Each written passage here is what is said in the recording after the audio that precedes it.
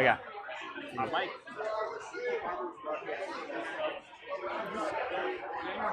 Where's my beer?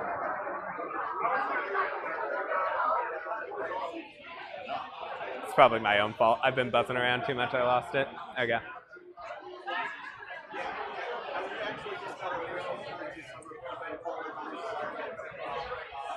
Is this one on? Yes. Hi, everybody. Welcome to Astronomy on Tap.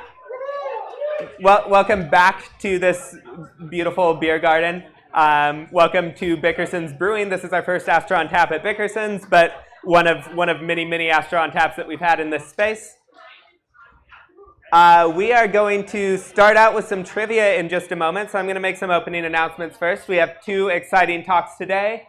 From Meredith Rawls talking about satellites in Earth orbit, and from James Davenport talking about looking for aliens.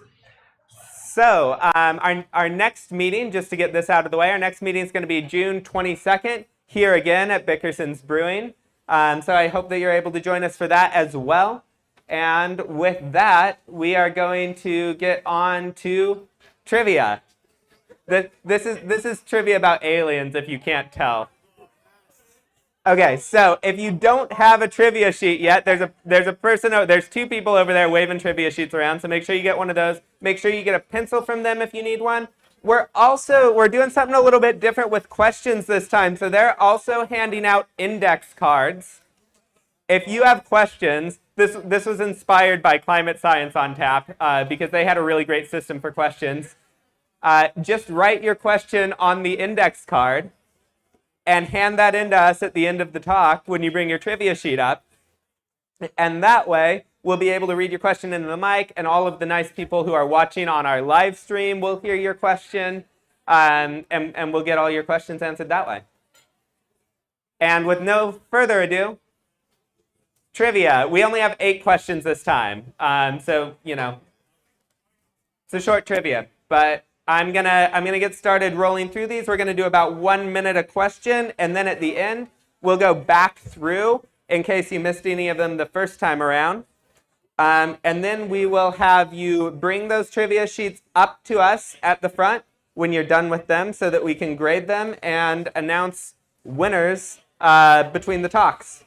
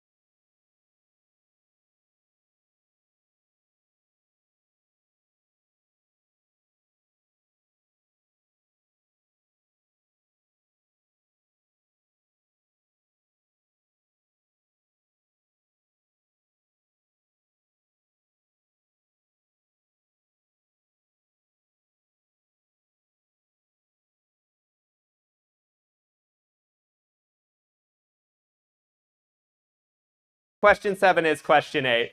It's like a Python thing. I'm so sorry.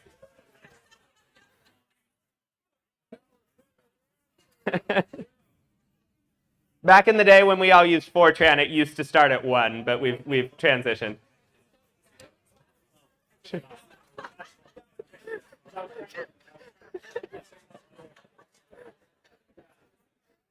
All right. And with that, I'm gonna introduce our first speaker. Oh, I'm so sorry. Okay, turn your cards in first. We've got 2 people waiting right there to collect your cards. So I'll give you a few minutes to go ahead and get those up. Bring back your pencils too. We're incredibly underfunded. We can't even afford golf pencils, so bring back the golf pencils, please.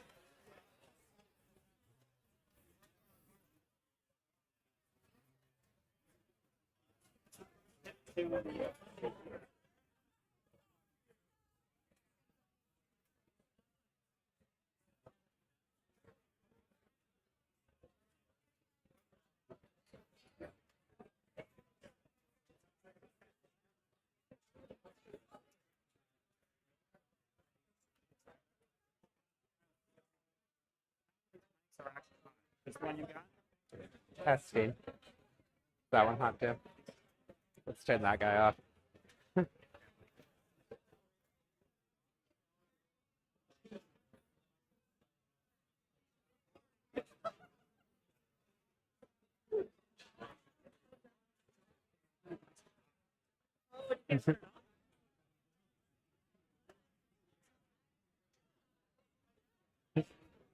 All right, has everybody turned in their trivia sheets?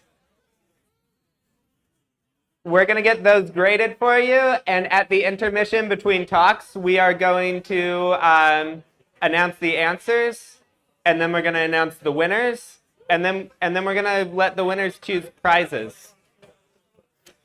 But with that, we're going to get started with Meredith Rawls. Meredith Rawls is a research scientist in the Department of Astronomy and the DiRAC Institute at the University of Washington. She writes software and data pipelines to handle terabytes of nightly images from the Vera Rubin Observatory's Legacy Survey of Space and Time, also known as LSST. And I am just going to hand the mic over to her at this point and let her tell you about satellites. Is that a clicker or hot tower? This is a clicker. It's also a laser pointer if you need that. Go to my slide? Yes. Hello, everybody. This is not Zoom. I'm very confused. Yeah. In principle, I have slides. So Sorry. That's my last slide. Real quickly. Okay. I'll get to your first slide. Okay. I'm just gonna let you do that first. That's for the live stream, so we use both. Oh, okay. This is very complicated. One moment. That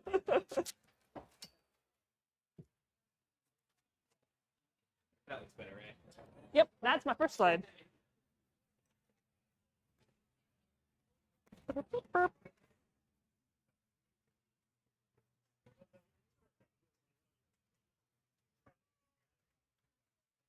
All right, I am now double microphone, and we can proceed with our evening entertainment. So, thank you very much for the introduction and the invitation to speak this evening. I'm an astronomer, as you may have guessed, and so astronomers use light to measure the universe. That's probably not news to you.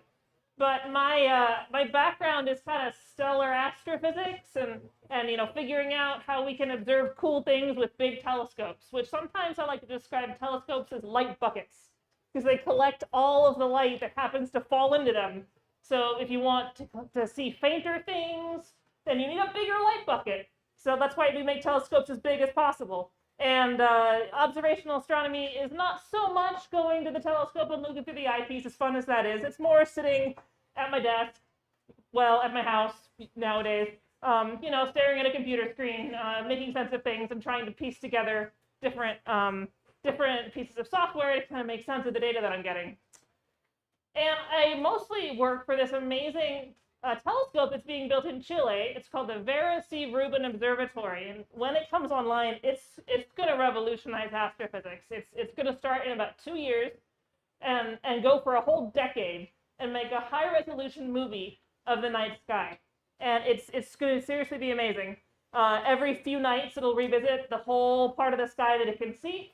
And it's also going to share the data and all the software that we use to produce this with the wider astronomical community. It's not like, a secret that we're going to keep close to the belt. This is for the whole community.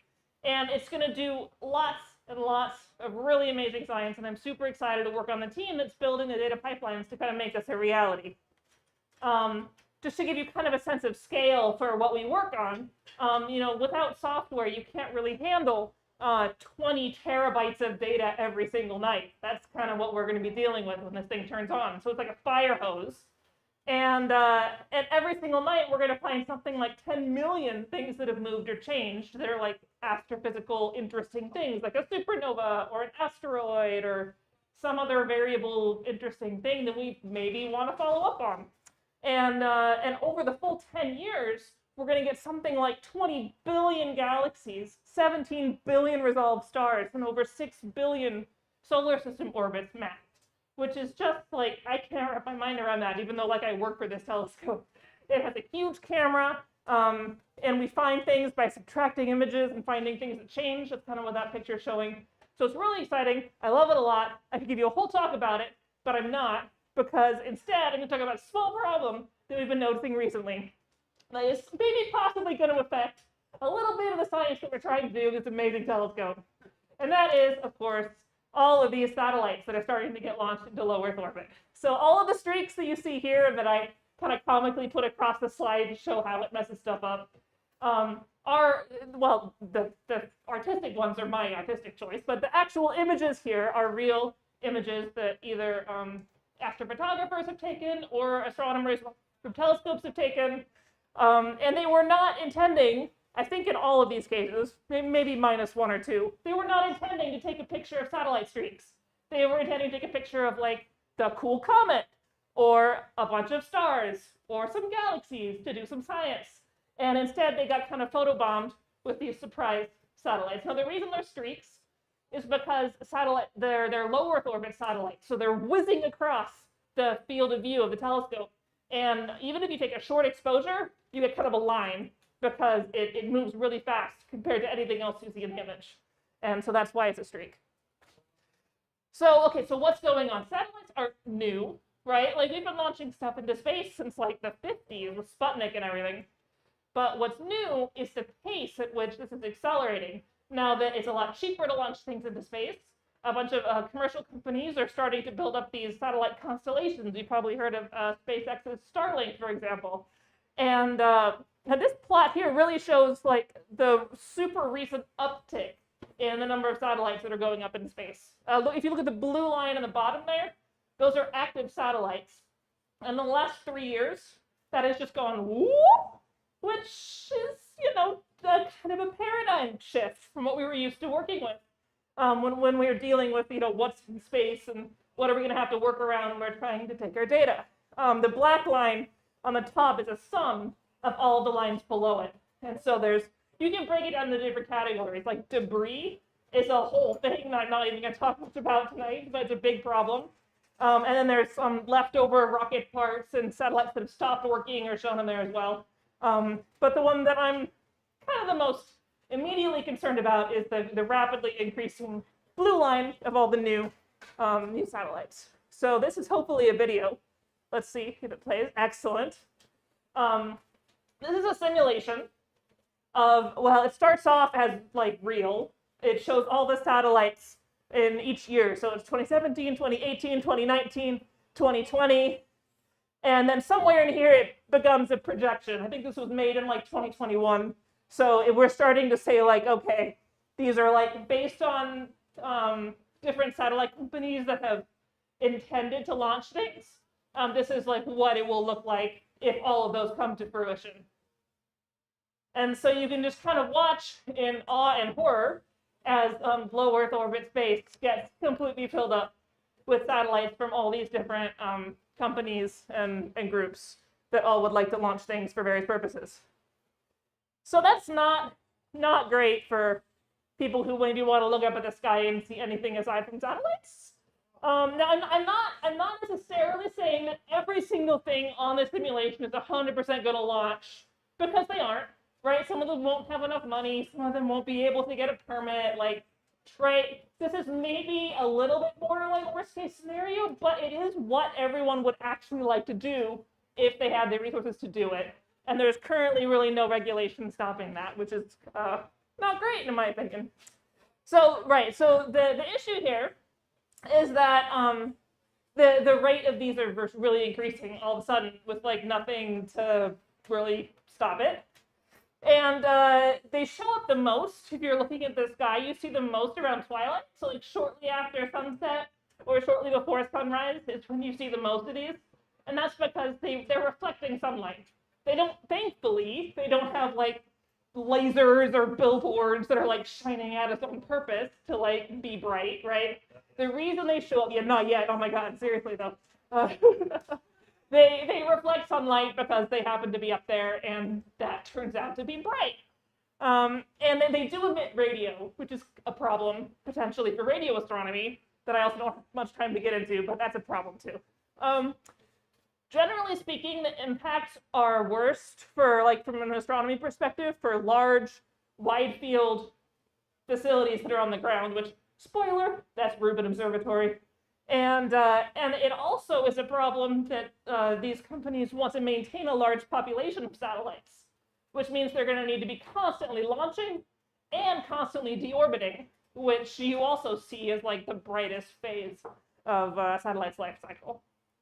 So, okay, so I'm going to break this down a little bit, and like this sounds not great, but let me give you like a little bit slightly more concrete examples of the not greatness.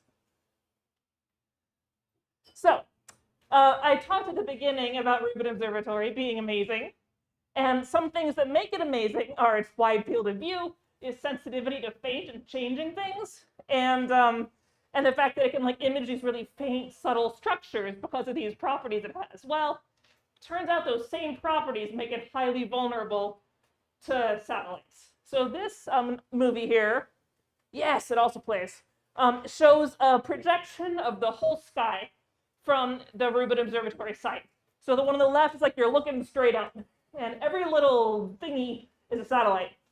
And right now we're in like the middle of the night, like it's midnight, so there's not too many, right? You could imagine taking a picture of some chunk of sky that didn't have a satellite in it, like in the middle of the night.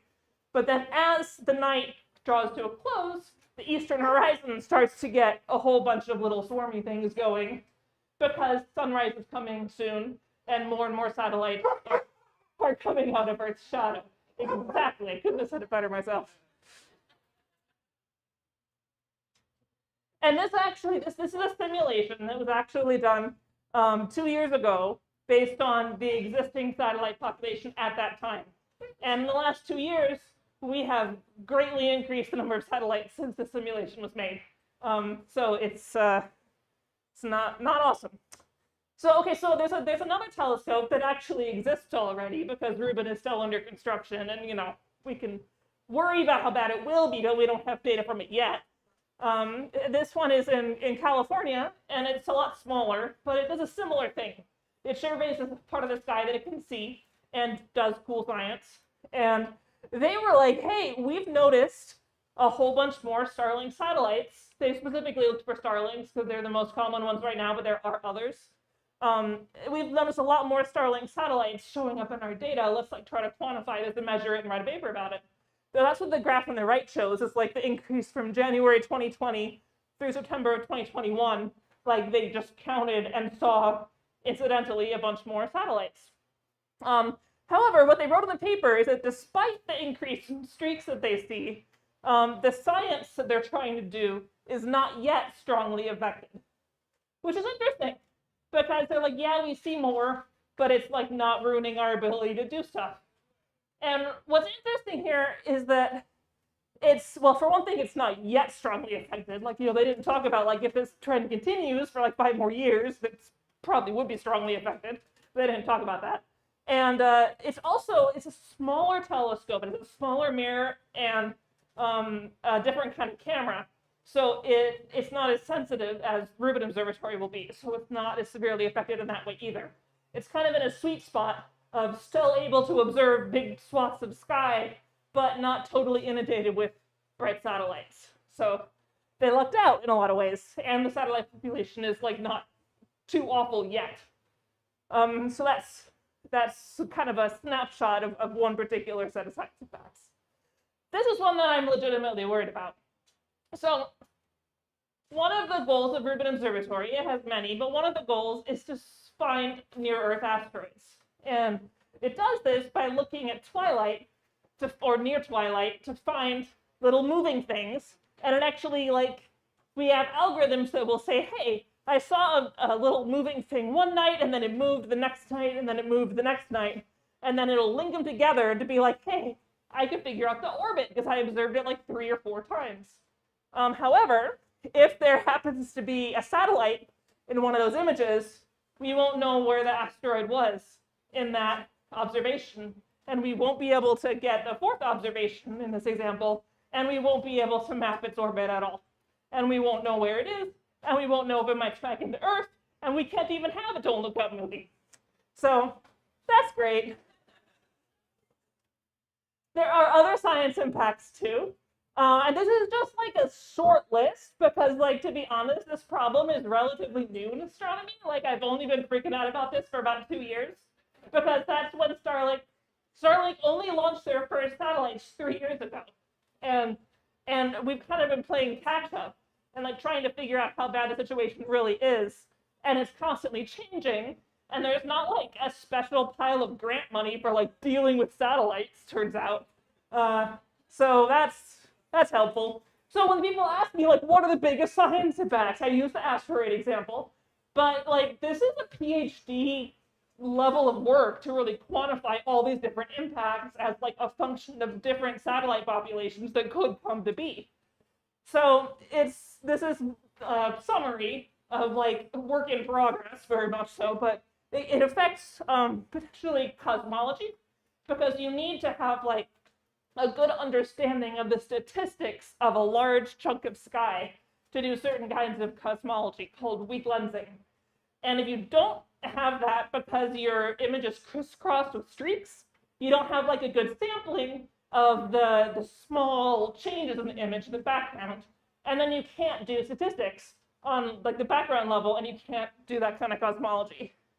Spectroscopy, which is a really cool technique that we use where we break up the light into different colors, is shown kind of in the upper right here. You get like little wiggles for different elements, different wavelengths of light. And if a satellite happens to cross when you're taking a spectrum of a star, it will subtly change exactly what those wiggles look like. And you might never know because you weren't taking a picture, you were taking a spectrum. So you might analyze your data and it might have a little bit of bonus like sunlight in it because of the reflection from the satellite. And you might not know that that was what it was. And you might like make the wrong conclusions about your science. So that's not good either. Radio astronomy. I should invite a radio colleague to give you like a whole talk about this because it's not great. But basically, like they transmit in radio, so you can wash out entire swaths of sky really easily, depending on what you're trying to study. Now, there is one good precedent in radio, and that is that there are some regulations. So there's a whole process for like licensing different chunks of electromagnetic spectrum for like your cell phones or whatever. And like everything transmits in the radio these days, your Wi-Fi, everything. And there are little bands that are reserved for radio astronomy, which is great, except that it turns out physics happens everywhere on the EM spectrum. You can't just be like, oh, hey, physics, move to this tiny band that I have preserved. And even if the satellites aren't transmitting in that exact protected frequency, the way that radio wavelengths work is they don't just like stop at exactly one hard cutoff. They leak over a little bit, and that can be problematic as well. And another thing about this is that geographic isolation is like a technique that we use to avoid light pollution, like in general in astronomy. And that doesn't work here because satellites orbit the whole freaking planet. You can't just say, I'll build my telescope in the middle of nowhere because everywhere is under the sky, which has a satellite in it now. So, yep. So, okay. So that's kind of like the big picture issue. So I want to address a couple common questions I get before I wrap this up. And one is that, but wait, I've heard that SpaceX is like actually making some of their satellites darker. Like, doesn't that fix everything? And well, they are making their satellites darker, and like astronomers legitimately appreciate this. Like when they noticed that their stuff was bright, they didn't say, "Screw you, we hate the sky." They said, "Oh, that's surprising. Maybe we could engineer a way to make them darker." We were like, "Yes, please, thank you very much. That would be great." So that's actually been really positive. But they're still not dark enough. They've iterated and tried a few different things that made them a little bit darker, but not as dark as we would like. And all of that work is like 100% voluntary. Like if I accidentally pissed off the SpaceX people, they might be like, "Screw you, we're going to add mirrors now." Probably not, but technically there's nothing stopping them. So that's terrifying. And the other thing is that it's all well and good that like SpaceX is listening to our needs and making these changes, but there's no guarantee that other operators will follow suit, right? Like if some satellite operator, it's like from a different country or just a different company in the US decides like, we don't care about the sky, we want to launch our satellites. There's like nothing forcing them to follow SpaceX's lead in at least trying to make the things less bright. Okay, here's another one I get. I love this one. Can't you just use Photoshop and make the streaks go away? Like, I use Photoshop. You can just like, hey, it's fine, right? Well, there are actually astrophotographers who have like little online webinars and teach each other how to do that for their astrophotography now. They didn't used to have to do that, so they're like teaching each other these techniques, which is kind of neat and kind of sad. But that doesn't work for science. So, you can't like magically recover. There's no zoom and enhance, right? Like in actual science imaging issues. So, but I'm showing an example here that appears to be to the contrary. And so this is because in some special cases, you can kind of do this. And what I'm showing in this example is kind of a precursor image that's like Rubin Observatory-esque, because again, it's not built yet. And we've actually stacked up a bunch of images or added them together. And one or two of those images maybe had a satellite streak. And we have an algorithm that can find that and say, okay, well, don't use the pixels from the one image that you're adding in this big stack that happen to have a streak in it. Use the other pixels from the other images instead. And then your stack looks fine. And we do that already for other weird image defects and stuff. So, that's totally doable. But if you're trying to find something that's moving or changing, and time domain work, that's not going to work. You can't just skip the observation that you need in that case. So that's why the answer is, but mostly no. Very briefly, I want to explain like why are they doing this in the first place? So a lot of the nominal purpose behind at least some of the satellite constellations is to provide internet, which we can all agree that we need. It's important for a lot of things. And but I think it's important to keep in mind that commercial satellite operators, like, they're not humanitarian missions. Like, they didn't say like, hey, we're gonna make sure we serve all the rural populations like at an affordable price point because we think this is important. No, they want to make money, and one way that they want to do that is to launch a bunch of things into space and sell internet to people. And like that is not, it's okay to a point, but it's not, it shouldn't be at the expense of the night sky. And so I wrote a little research note a couple years ago with some colleagues where we took a look at the nominal price point for Starlink internet at the time, and we actually were conservative. We assumed it was less expensive than it actually turned out to be.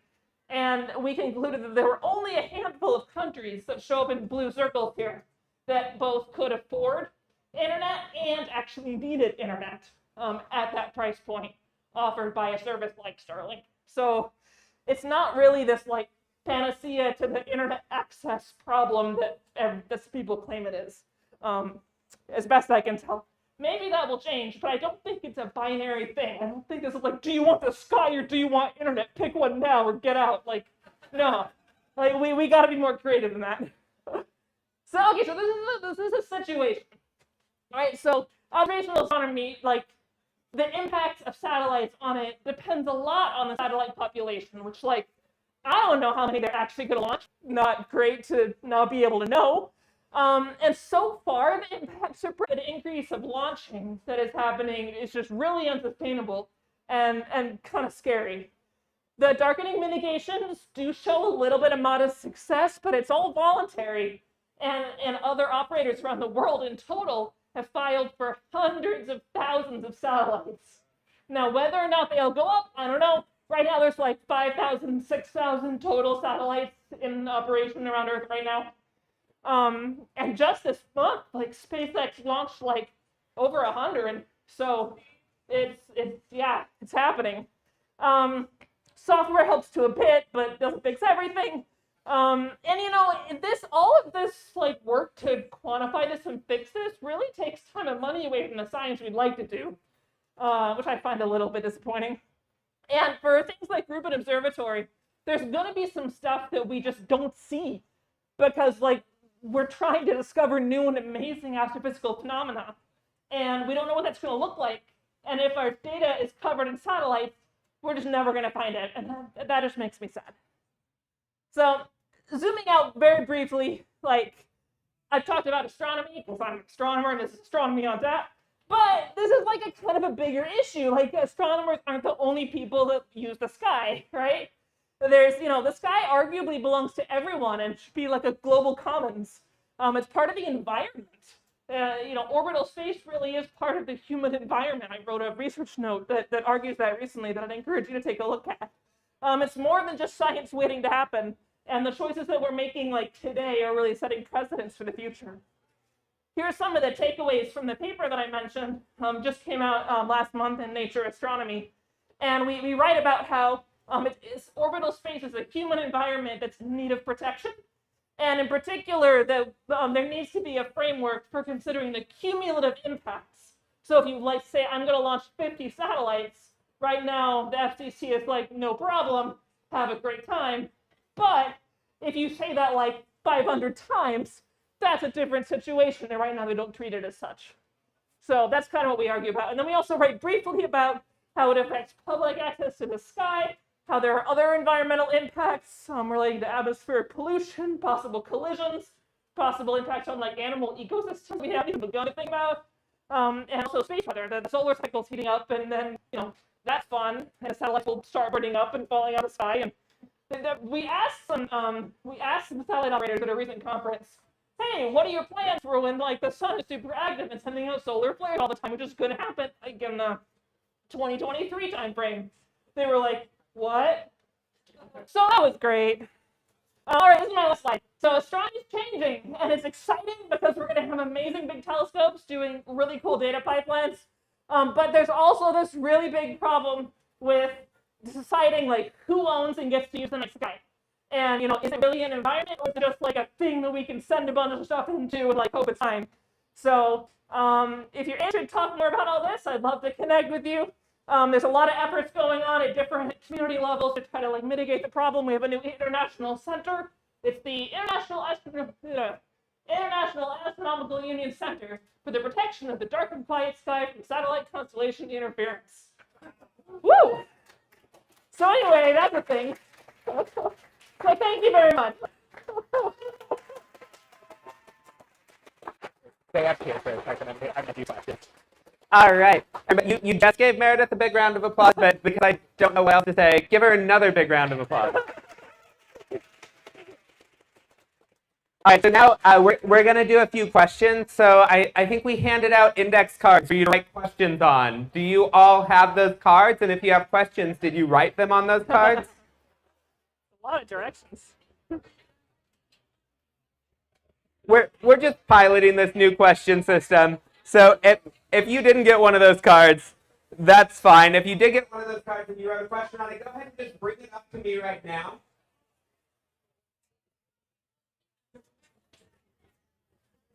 Seems like maybe the system did not work super well. All right, that's perfectly all right. We're going to do questions the old-fashioned way. You can just repeat them. You're going to stand up and yell your question, and we'll repeat it into the microphone. Okay, perfect. So we're going to get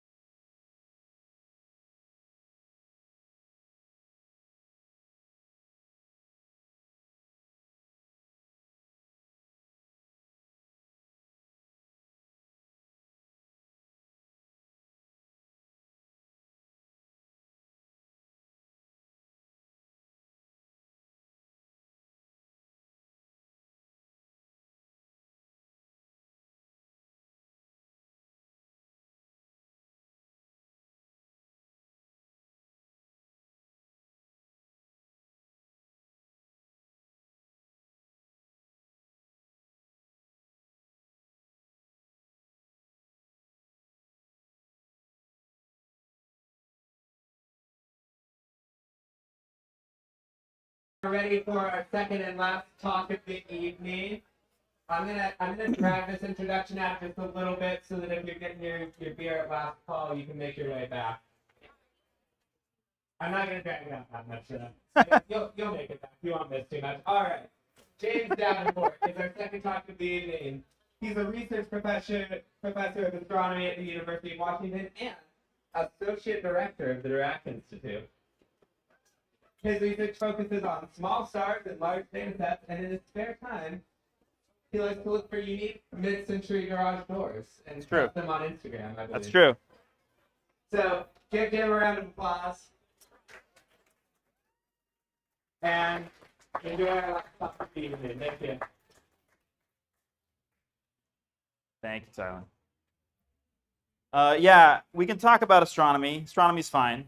If you really want to talk about garage doors, though, let's meet afterwards and talk about garage doors. They're really amazing. This is that and growing my hair is my pandemic obsession. I need a remote. There we go. Okay, so I've got a money-back guarantee here on this talk. And this is the point where my lawyer friends remind me that this is a free event, so there's no money back. You're not getting anything back from me. I know, so you can leave, it's fine. We're going to talk about ET. We're going to go there. We're going to talk about aliens.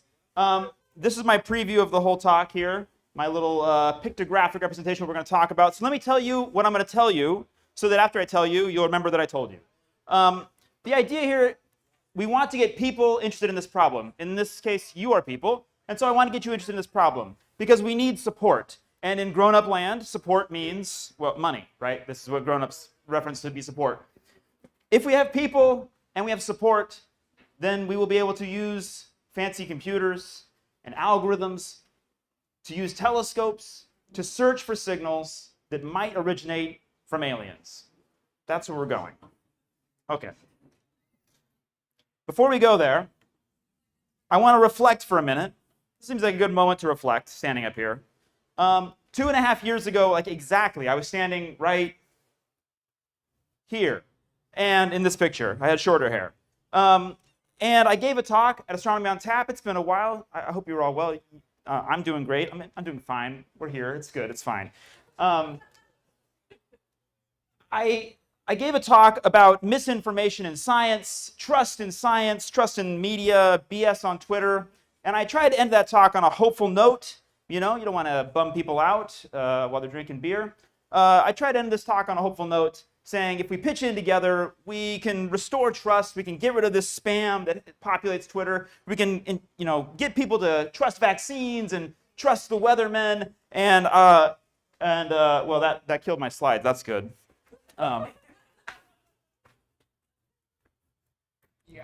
I'm good. Yeah, so clearly I was wrong.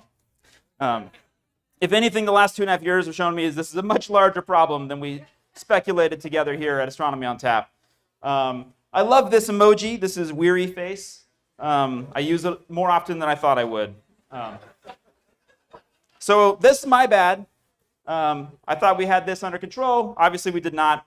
Sorry about that.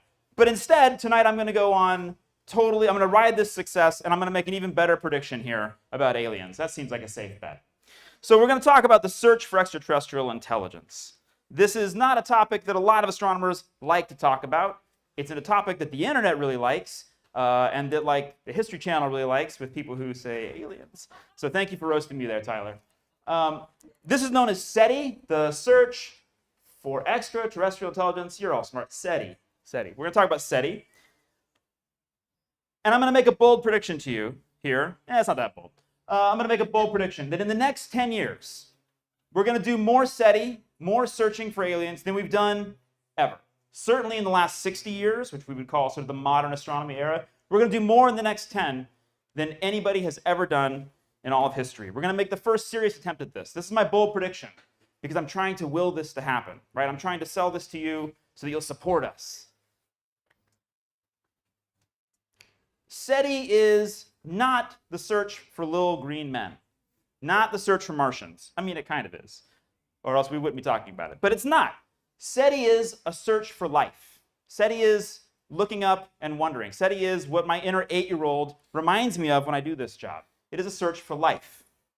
Now, astronomy loves the search for life. NASA loves the search for life. Totally sellable. Congress will fund it. It's great. We launched JWST. It's all about it. It's great. Because they have this great branding. Okay, they have this great branding of this thing called biosignatures. The whole field of astrobiology is looking for biosignatures, signatures of life, of biology. This is like looking for cow farts in nearby planet atmospheres, right? Methane, things like that. If you find methane or phosphine or whatever, there must be biology going on, and thus life, and thus, because of cow farts, we're not alone. It's great branding. SETI has a branding problem, I think, mainly. I'm not the only one thinking this. And about 10 years ago, we got a little better at this. And we invented our own term called technosignatures. And I love this term. We've already seen it. We've seen it today in the trivia. Technosignatures. Signatures of life that originate from technology. Now, a UFO landing in the middle of downtown would be a really strong technosignature, right? We would obviously be like, well, that's something. We would get that. But there's a lot of other things, right? As the trivia alluded to. The night sky glow from city lights. Cow farts are not one of them. But like if you could see the cows, if you could see the ranches from space, lights from cities, radio emissions from airports. These are all technosignatures. Here's the bummer part. SETI is almost totally unsupported in the United States. And woo, who cheered for that? Get out of here. Almost totally unsupported. In terms of topics that we, again, support for grown-ups means money, right? Topics that the US government, the taxpayers are willing to fund, SETI ranks very low. Fair enough, it doesn't solve a lot of real-world problems. But it shouldn't be at the bottom. It shouldn't be 0. And so let's spend a minute to talk a little bit about history, okay? This guy, Bill Proxmire, is a complicated figure in our history. He was the longest serving Democrat from the great state of Wisconsin. And he did a very, he had a very like white guy thing he liked to do, which is he liked to hand out awards that he invented and given to people and trophies. It's a very self-aggrandizing thing to do. And he handed out these awards he called the Golden Fleece. And the Golden Fleece awards were things that he thought were fleecing the US taxpayer and we should get rid of. And this became like, you did not want a golden, like military generals did not like Bill Proxmire's Golden Fleece awards. You did not want one of these because your funding would go to 0. And he, in the late 80s, NASA was getting ready to fund a big mission, a big radio survey that was going to be dedicated towards SETI. Like we had done a bunch of work in the 60s, and people said, this is a good idea. There's good ideas, there's good science, we can test this. We can do this grand thing and look for signs of life. And Bill Proxmire said, nah, let's not do that. He said, golden goose for you. This is all going to go towards this quote here. He says that this is the best argument for chopping NASA's funding to the bone, which is a major bummer. If you're sitting here, there's better than even odds you like space. 0 NASA funding, not so great. Not a penny for this nutty fantasy, he says. This is not great. Now, again, he's a complicated guy. He voted for the Civil Rights Act. I'm pro-Civil Rights Act. That's great. Carl Sagan got a meeting with him after this and managed to talk him off the proverbial cliff about this and chilled him out. And he said, okay, we'll relent. You can have some of that funding back. And NASA was able to move forward. I just broke the remote. That's classic. All right. I just need to put it back together. There we go.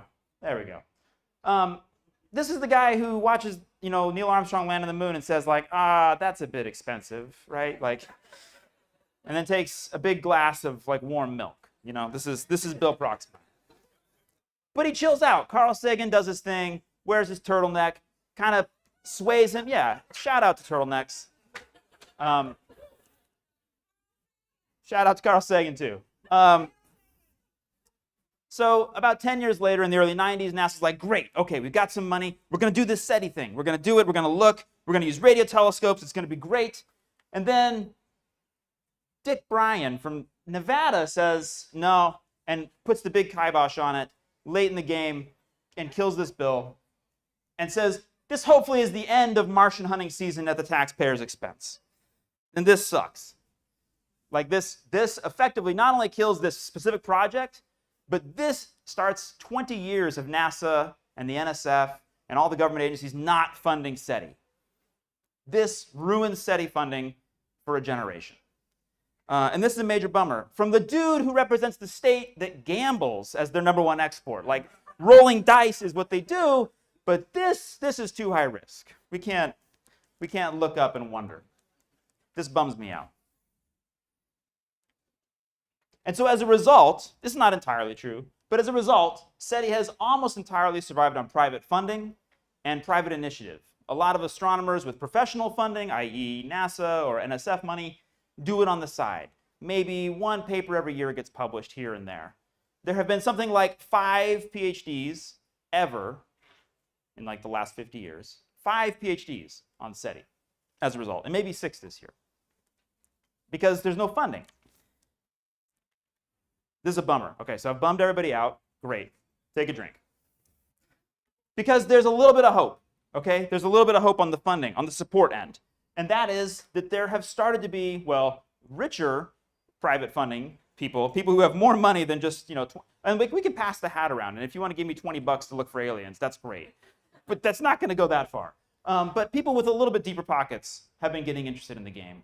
And NASA and the NSF have actually relented a little bit. And people have talked a little sense into them, saying, this is a real thing.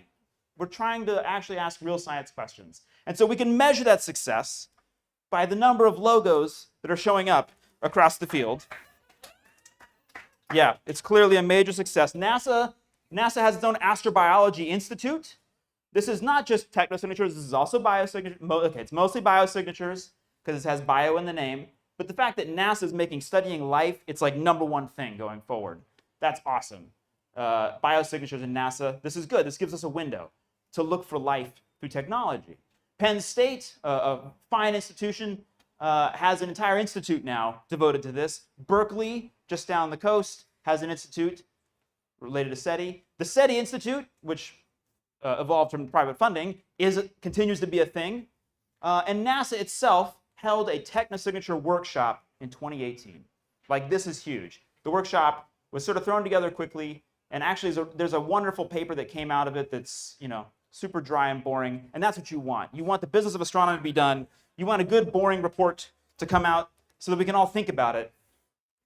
This is good. The number of logos is increasing. As Meredith talked about, a new era of astronomy is here. Here's a really cheesy logo from clip art. The era of computer, you've heard of, and internet, you've probably heard of. These are a new era in astronomy, right? We just heard in the last talk this amazing survey that's going to map the night sky, all this work in the radio that's going on, and all this being distributed by the internet. This is amazing. And here, I think, is a genuine opportunity. And this is what I'm working on with some students, and this is what I'm here to sell to you today. So here's a review for the last talk. The Legacy Survey of Space and Time, a 10-year mission on the Vera Rubin Observatory. This telescope is 8.5 meters in diameter, almost 30 feet in diameter, right? This telescope would fill this tent, just the telescope, and then it's in a giant dome on top of a mountain. This is an amazing, enormous facility. This is a humongous telescope. This puts it in the top 5 or so telescopes in the whole world, maybe the top 8 telescopes in the whole world. It's a massive piece of glass moving around, robotic, mapping the sky. Okay, you've got 6 colors. Astronomy images are black and white. Interesting fun fact. And so we've got 6 colors. We've got basically ultraviolet, blue, green, yellowish, reddish, and near infrared, something like that. 6 colors across most of the visible spectrum. It's a 10-year mission, 17 billion stars, mostly in the southern part of the sky. Here's our sky map. And 20 terabytes a night, right? So Meredith and her team are creating this fire hose that we're trying to sip out of that's going to give us this incredible wealth of data from the Rubin Observatory. I am thrilled about this for every astronomy reason possible. Specifically, one area that really excites me is the so-called alerts that Rubin will publish. So one of the design specs for Rubin is within 60 seconds of every image being taken. So they've got this camera. I don't know if you appreciated this in that last talk. The camera, the size of the camera is like as tall as I am. Like, it's a massive camera. It is like 3 feet across. It's a humongous camera, the biggest camera in the world. Within 60 seconds of the shutter closing on that camera, that image is downloaded, is processed, is compared to an archival reference, and anything that is moved or changed or in any way different than that archival image is then cataloged, compared to that catalog, and then published to the internet within 60 seconds. This is nuts. This is a true fire hose. 1 to 10 million of these things going bump in the night every night. This is wild, right? And this is real time, open to essentially everyone. You can drink from the fire hose yourself. I like this image. I like this is from a workshop in Tucson a few years ago. I like this like rainbow of data coming in and then beaming out to all the other telescopes, the broadcasting out. It reminds me of like the Rainbow Bridge in Thor, which I think is really cute. And I just saw the new trailer for the Thor movie, so that looks cool. So the alert pipeline in particular, fascinating data set. And so I go back to my prediction. You talk about this massive data set. SETI needs to learn how to use this. SETI traditionally has been radio telescopes for lots of reasons.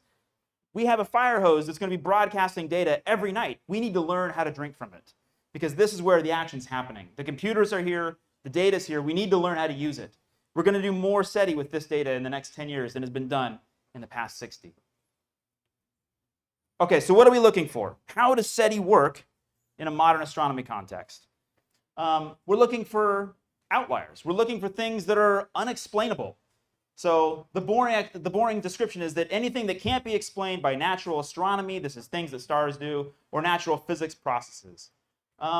And as a professional astronomer, let me tell you something about stars. They're super duper annoying. Stars do all kinds of obnoxious things. This is super duper hard. We're looking for lighthouses, right? It's easy to imagine we're looking for a spaceship landing in the middle of the city. That's easy to picture, but that's probably not what's going to happen. But think about a lighthouse. Think about if you were a bird and you saw a lighthouse. You would be like, what is this thing that's blinking at me? I have no context for why it's blinking at me, and yet it's blinking. If you were a sailor, if you just bought a boat today and went sailing and didn't know what a lighthouse was, you'd be like, oh, cool, somebody put a strobe light out, and then you would crash into the rocks because you didn't have any frame of reference. But you'd probably be able to intuit that like a person put it out there. You know, if you had a similar level of intelligence and technology as the people who built the lighthouse. Think about lighthouses. Think about runway landing strips, other things that we do that broadcast light and information. A lighthouse does not contain an awful lot of information, right? It's not like your phone. It's not Morse code, right? It just goes like blink on, off, on, off. That's all a lighthouse does. It's very simple. If you didn't know what a lighthouse does, that's all it does. It just blinks at you. It's not an incredibly information-dense signal. You have to know what you're thinking when you're broadcasting. You're like, why are they blinking a light at me? Do they want me to come towards them? No, the answer is no. You need to go away from lighthouses. Okay. We're thinking about lighthouses that people might build around stars. Pros and cons here. There's a lot of stars. 17 billion stars is a lot. This is a lot to draw from. I like this. This is job security. Lots of stars to search. Good. Again, stars, kind of screwballs. Stars change their brightness. Stars blink at us. Stars have other stars that go around them to make them do funny things. Stars age. Stars explode. Stars have dust. Stars do a bunch of obnoxious things. They're very pesky. They're very obnoxious. And they can fool us into thinking tricky things are happening. So it's a pro and a con. We got a lot of them, but they're really obnoxious.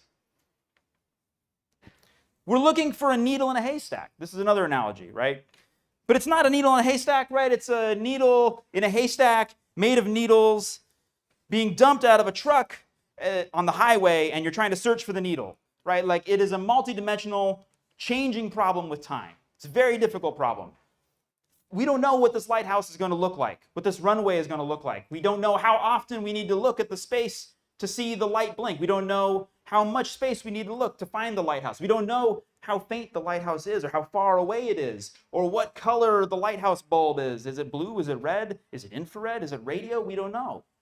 And there's all kinds of other things. There's something like 8 or 9 dimensions to this haystack that we're searching, and we don't know what we're looking for. Jill Tarter is the most famous and impactful SETI astronomer in the last 50 years. Carl Sagan, good too. Jill Tarter. She likened this problem to studying the Earth's oceans by sampling a cup of water. Like you hold up your pint glass, and that's how much water you have, and you're trying to understand the complexity of the Earth's oceans and life within them. That's how much we have searched so far. This is how much of the haystack we have searched of this whole volume. This is an incredible volume to try to infer something from 12 ounces. This is a hard problem. Now, we've gotten better. That was 2000, so 20 years later, we're doing a little better. We have bigger radio telescopes. There's some more private money coming in. NASA's putting a little bit of money into this. We have gotten to something like a hot tub compared to the Earth's oceans. Hot tub, good. Hot tub, good. Like you could catch a fish in a hot tub, and like, oh, there's actually life in this thing. Yeah, I mean, you could like learn a lot about the oceans with one hot tub's worth of ocean. If you were trying to study whales, you'd be in trouble, right? And so again, what I'm selling here is this idea that we're going to do an incredible amount of work. We're going to revolutionize this by studying a swimming pool's worth. This is the revolution we're trying to build. You could actually catch a whale in a swimming pool. I think this is the selling point. With new surveys, with new technology, with software, we think we can get to something like the volume of a swimming pool as compared to the volume of the Earth's ocean. This is still a bleak reality, right? This is a huge haystack we got to search, and we only have a swimming pool or two's worth of water. That's tough. But it's something. It's the right direction. So we could either be very lucky, right? We could be lucky. A spaceship could show up and steal a cow in the middle of a city, and that could happen on the live stream, and people could like it, and the algorithm would promote it, and then you would see it and maybe believe it. Maybe believe it. We could. Like we have to accept, we could get lucky. Maybe the Vulcans show up. It could happen. But I don't know about you, I'm not feeling especially lucky the last couple of years. So instead, my prediction is this is going to be really, really hard. And that's okay. We're not afraid of hard problems, right? The search for life, the search for cow farts around nearby stars, that's a hard problem. But we like hard problems. That's what science is about. That's why we look up, right? This is a hard problem. And it might take us 1,000 years to do it. But someday we could do it. Okay. So, in the last act here, what are we looking for? I'm going to give you 3 examples. These are not comprehensive examples. These are 3 examples that I'm interested in because they're things that I'm working on. There are many ways to search this haystack. Many hot tubs worth of water we could imagine sifting through. 3 real examples that we're working on. The first I love because it's so simple, and I like simple things. It's looking for disappearing stars.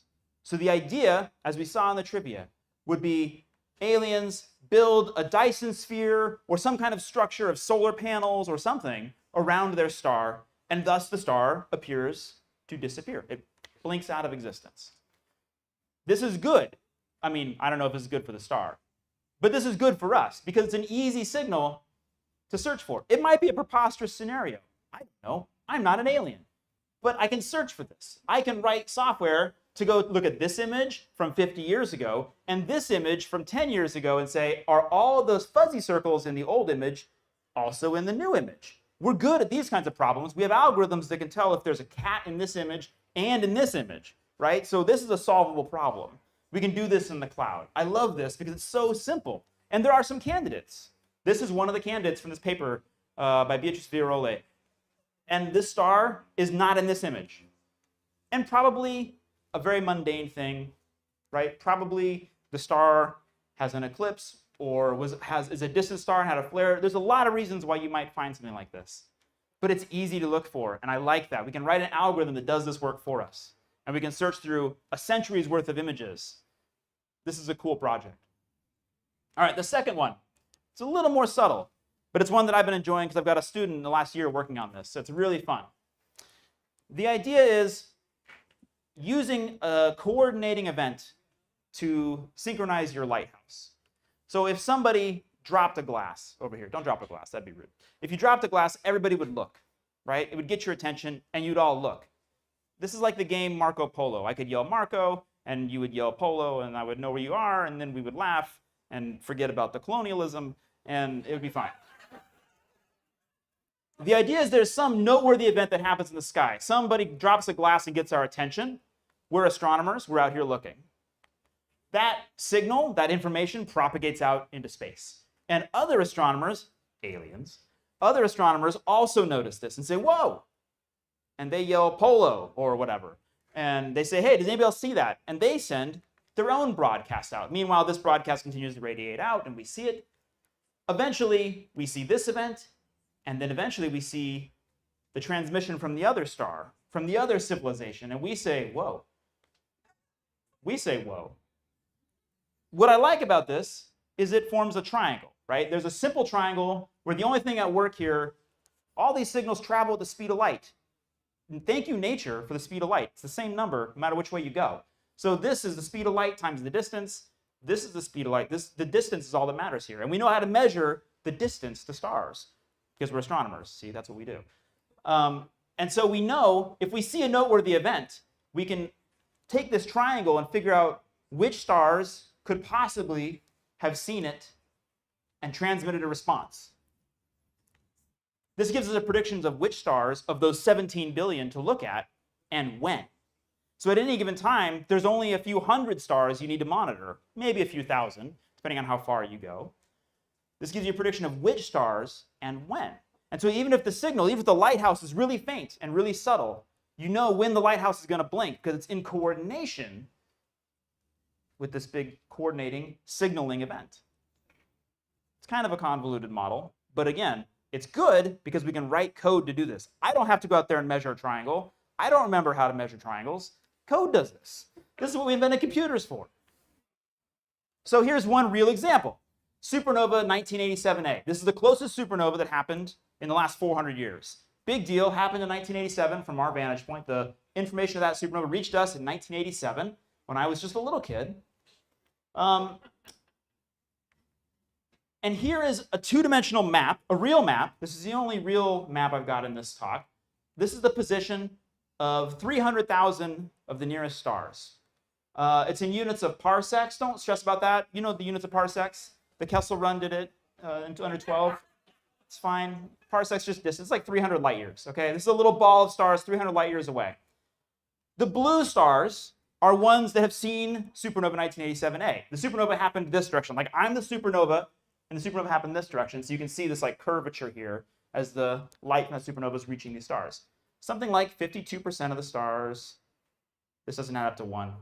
Somebody did the math wrong. It was me. It's like 48, not 41. This should be 48. So something like half the stars in our neighborhood have seen the supernova, half have not. There's still a lot of stars that haven't even seen this event, right? It was 35 years ago. That's nothing for a star. Our galaxy is over 100,000 light years across. Something happened 35 years ago in our neck of the woods is nothing. We got to wait a little while. We got to be patient. It's not fair to say we've looked, we didn't see anything. It's not, the news hasn't reached these people yet. And if you draw the cone of people who could have sent a transmission, that's only 7%. That number is correct. This yellow cone here, these are the stars that could have seen the supernova and we could have received their signal. And so we can only eliminate of this 300,000 just near us, we can only eliminate 7% of them. The rest of these stars are fair game and we need to watch them. We need to be monitoring them. Thank goodness we're building an all-sky survey that monitors the whole night sky. For other reasons, but also for this. There's a lot to search and a lot of opportunity space here.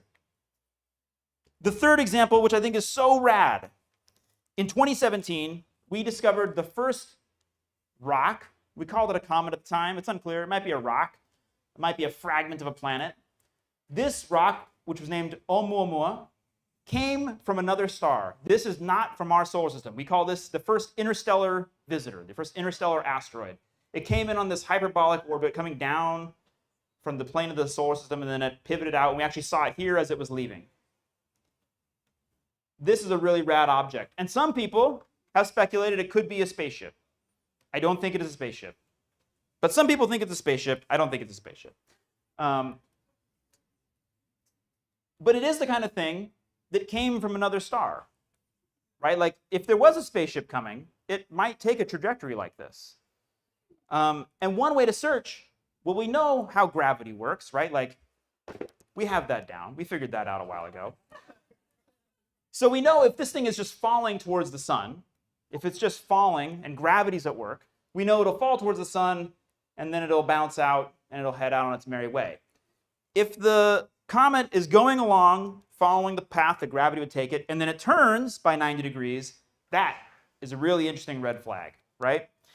And one of the things that Meredith talked about, one of the reasons we're stressed about satellites, is we want to find comets. Like, we would like an asteroid to not run into Earth, preferably. And so we'd like to find them. I don't know what we would do about it, but we'd like to find them to know. And we're watching. We're modeling these orbits. We're watching them.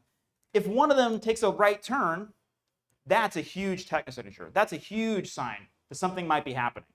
This is a cool opportunity and something that's really good for big computers to work on. And so for the last time, I'll say, SETI in the next 10 years, just these 3 ideas are mapping parameter space that have never been tried.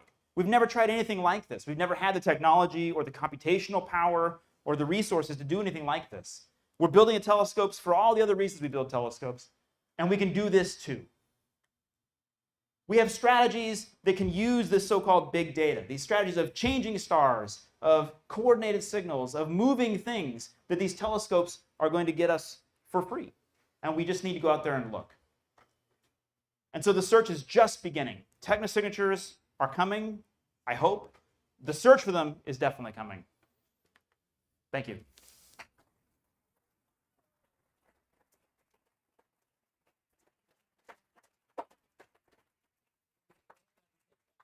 Yeah, let's do questions. Sure.